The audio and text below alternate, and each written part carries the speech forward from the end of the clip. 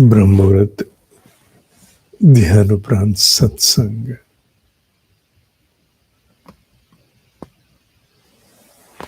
नारायण नारायण नारायण का स्मरण करते हुए संत तुकाराम महाराज की जय।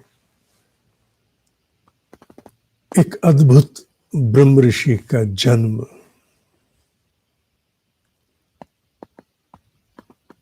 कहते हैं लगभग शिवाजी महाराज के काल में हुआ। आपस में भेंट भी हुई, उल्लेख आता है, जितनी जानकारी उपलब्ध है। बड़ा कष्ट का जीवन रहा। इतना कष्ट का जीवन कि एक भुखमरी का दौर चला जिसमें उनकी पत्नी और बच्चे चले गए। पुनर्विवाह हुआ, संतान हुई। एक साधारण गृहस्थ की भांति अपनी तप साधना में रहे।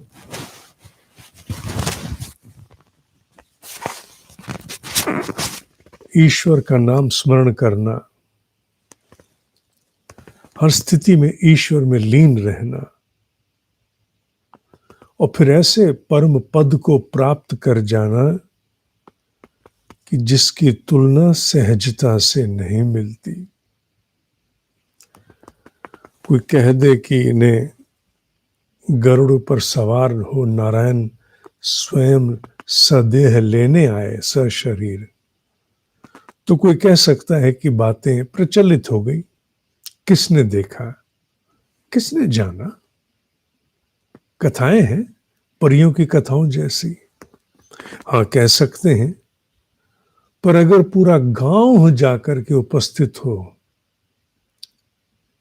वो लोग भी जो जीवन भर उनका खंडन करते रहे वो भी हों,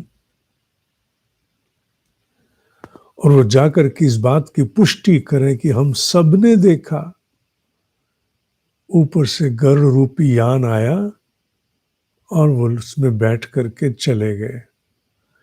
वो वृक्ष, उस खेत में वो वृक्ष भी उपस्थित हो आज। इनके जीवन का अधिकांश अंश देहू नामक गांव में व्यतीत हुआ, जो पुणे के पास है। कृतज्ञता का भाव मैं देता हूं कि पुणे के साधकों ने मुझे वहां के दर्शन कराए। संत तुकाराम जी महाराज ने जो कुछ भी कहा वो वेदों उपनिषदों के सार को सरलीकृत करते हुए कहा, जो मन आत्मा को छू जाए। चूंकि वेद और उपनिषद के लिए एक स्तर की विद्वत्ता का होना अनिवार्य, पर सामान्य जन कैसे उस मोतियों को प्राप्त करे? मैं कह सकता हूं कि नारायण ने उनमें अवतरित होकर के वो संभव कर दिया।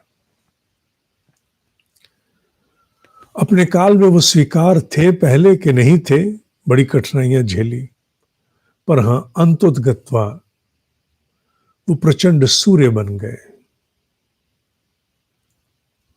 उनके मंदिर का अभी हाल ही में जीर्णोद्धार भी किया गया, जहां वो बैठते थे।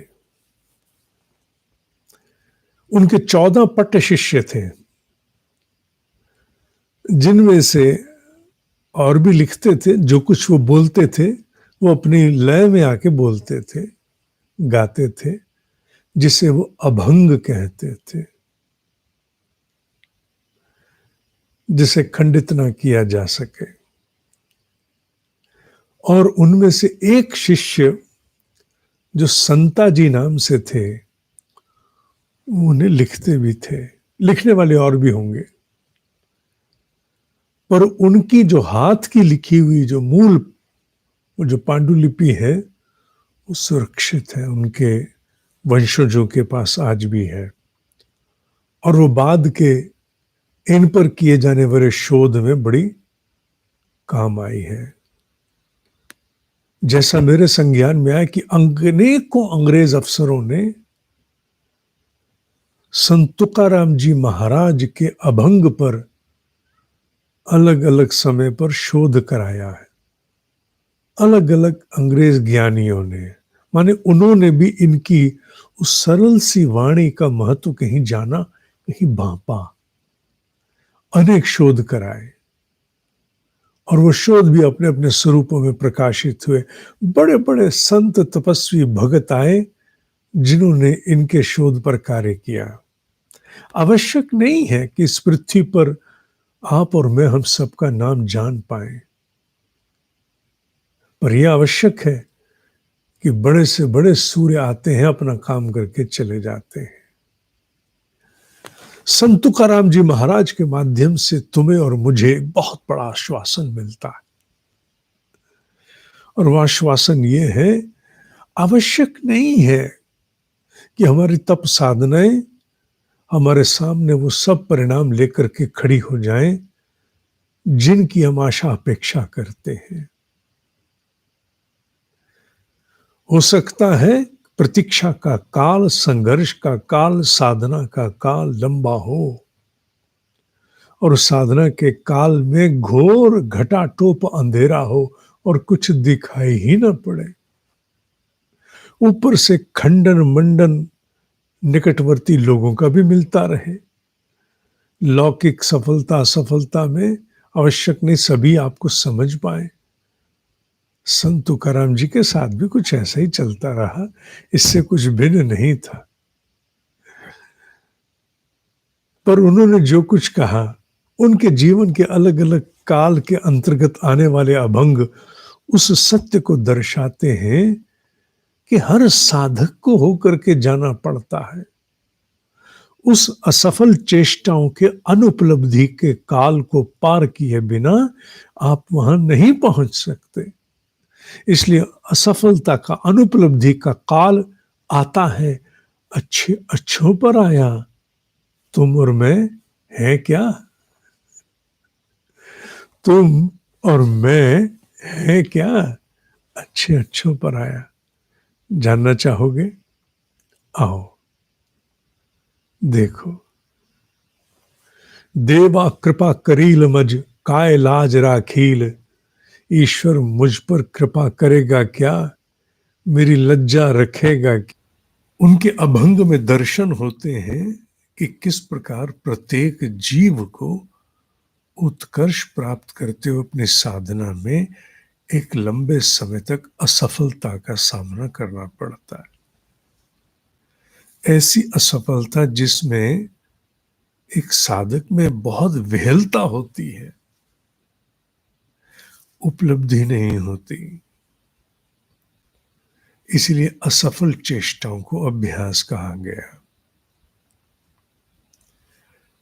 वो जिसके लिए नारायण स्वयं अभिवादन करके लेने आए, उसके जीवन में भी मेरे और आपकी भांति, हम सब की भांति वो काल भी रहा जब उपलब्धि थी ही नहीं, जब केवल वेदना थी। अपने आप को वो कहीं ना कहीं कोसते भी थे कि मुझ में इतना दोष कि मुझे मेरे इष्ट के दर्शन संभव नहीं हो रहे। क्या मुझ में ऐसी पात्रता नहीं है? क्या मुझे कभी ऐसे दर्शन होंगे भी? क्या ये संभव भी होगा कभी? ऐसे भाव उनमें उत्पन्न होते थे। संत तुकाराम में बहुत बड़ा हिमालय जितना आश्वासन है हम सब उन साधकों के लिए जो लंबे समय से अनुपलब्धि में, माने बिना उपलब्धि के काल में जी रहे हैं। जो आशाएं अपनी साधना के उपरांत अनुभूतियों के स्तर पर भी करते हैं, वो जब नहीं हाथ आती लंबे समय तक, तो भीतर बहुत कुछ अधूरा सा छूट जाता है। उन सब के लिए आश्वासन है वो। साधक जगत के तो इष्ट हैं, वो सबके आश्वासन है। कि होता है, घटाटोप अंधकार होता है, घोर अंधकार के उपरांत ही सूर्य अपनी रश्मियां बिखेरनी आरंभ करता है। इसलिए अधीर नहीं होना, छोड़ना नहीं, घबराना नहीं। ये भाव एक बार फिर से उनकी एक जो कल रह गया उसको भी और कुछ अन्य भी। ना ही बीज मूल हांता, आज मैं स्लाइड नहीं दिखा पा रहा, ना ही बीज मूल हांता आले, भक्ति का बीज मूल अब तक मेरे हाथ नहीं आया है।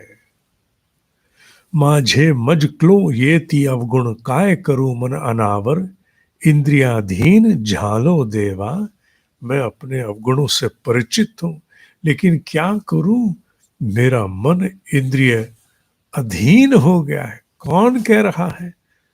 जिसे लेने गरुड़ का वाहन आया था सशरीर। क्या करूं, मेरा मन इंद्रियों के अधीन हो गया है। मन माझे चपल न राहे निश्चल, घड़ी एक की पल स्थिर नाही, माझा न चले सायास। मेरा मन चंचल है, मैं घड़ी भर तो क्या, पल भर तक शांत नहीं रहता। अभी मेरा कुछ नहीं बस चल रहा।